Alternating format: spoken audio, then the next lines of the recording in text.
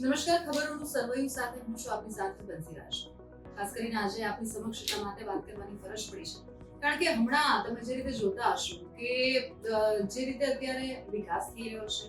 રસ્તાઓ પહોળા બની રહ્યા છે, એને કારણે ખોદકામ પણ ખૂબ થઈ રહ્યું છે અને સાથે સાથે જે વાહનોની જે સંખ્યા છે તેમાં પણ વધારો થઈ રહ્યો છે। એક સર્વે અને એક રિપોર્ટ એવું પણ કહેશે કે દર મહિને ફક્ત ખાલી અમદાવાદની વાત કરવામાં આવે તો 70 થી 77,000 80,000 જેટલા જે વાહનો છે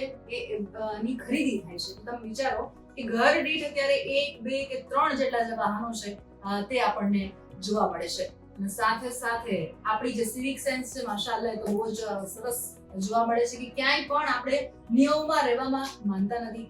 દો આપણી પાસે બધા જ નિયમો, સિગ્નલ એના ઉપર કામ થઈ રહ્યું છે, સિગ્નલ પણ અત્યારે લાગી ચૂક્યા છે,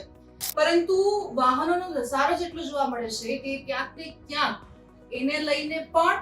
અકસ્માતનું જે પ્રમાણ છે તે સૌથી વધારે જોવા મળે છે। ખાસ કરીને આપણે જે એસજી હાઈવેની વાત કરવામાં આવે કે અમદાવાદના મોટા ભાગના રસ્તાઓની વાત કરવામાં આવે અત્યારે પરિસ્થિતિ આ જ છે। ફક્ત અત્યારે આપણે અમદાવાદનું જે સોલા બાગપત રોડ છે ત્યાંથી લઈને વૈષ્ણોદેવી સર્કલ સુધીની જો વાત કરવામાં આવે છેલ્લા અઠવાડિયાની અંદર 5 થી 6 એટલા ગંભીર અકસ્માતો સામે આવ્યા છે। એવી ગંભીર પરિસ્થિતિઓ સામે આવી છે કે ક્યાંક કોઈ ઓવરટેક કરવા માટે જાય છે, માથાકૂટ થાય છે અને એ બબાલમાં કોઈ એક વ્યક્તિ પોતાનો જીવ ગુમાવે છે। એક એએસઆઈ ની જે ઘટના એ પણ સામે આવી કે ઢસડાય છે 100 મીટર સુધી, જેની નીચે તેઓ ઢસડાયા, એનો તો કોઈ વાક જ નહોતો। બે બાઇકના અકસ્માત થયા અને ત્રીજા વ્યક્તિ છે એ જે એએસઆઈ છે તે પડી ગયા અને એમાં ઢસડાવાથી તેમનું કરુણ મોત થયું। આ પ્રકારના આએ દિન આ વિસ્તારમાં સૌથી વધારે અકસ્માતના ઘટના અને એના મુખ્ય કારણો શું છે? એક જે પોલીસ અધિકારી છે અને ટ્રાફિક પોલીસ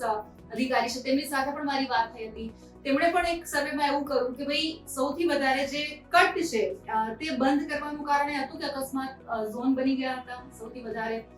તેને કારણે, કારણ કે આડેધડ જે સામેની સાઈડ જવાનું હોય માણસો છે તે તરફ જતા હોય છે, યુટર્ન લેવાની ફરજ નથી પડતી અને ટ્રાફિકના નિયમોનું પાલન તો આપણે કરતા જ નથી, એ પ્રકારની પરિસ્થિતિ તો આપણને જોવા મળે જ। ત્યારે આપણે આ બધા પરિસ્થિતિમાંથી કેવી રીતે બહાર આવશું અને તમારા વિસ્તારની શું હાલત છે તે પણ મને ખાસ કમેન્ટમાં જરૂર જણાવજો કે જે અકસ્માતોનું પ્રમાણ વધ્યું છે તમારા હિસાબે એનું મુખ્ય કારણ શું હોઈ શકે અને સૌથી વધારે જો અમદાવાદમાં અત્યારે ટ્રાફિકની સમસ્યાની વાત હોય એમાં પણ પીક આર્સની વાત કરવામાં આવે તો સૌથી વધારે પરિસ્થિતિ આપણને ખરાબ જોવા મળે છે અને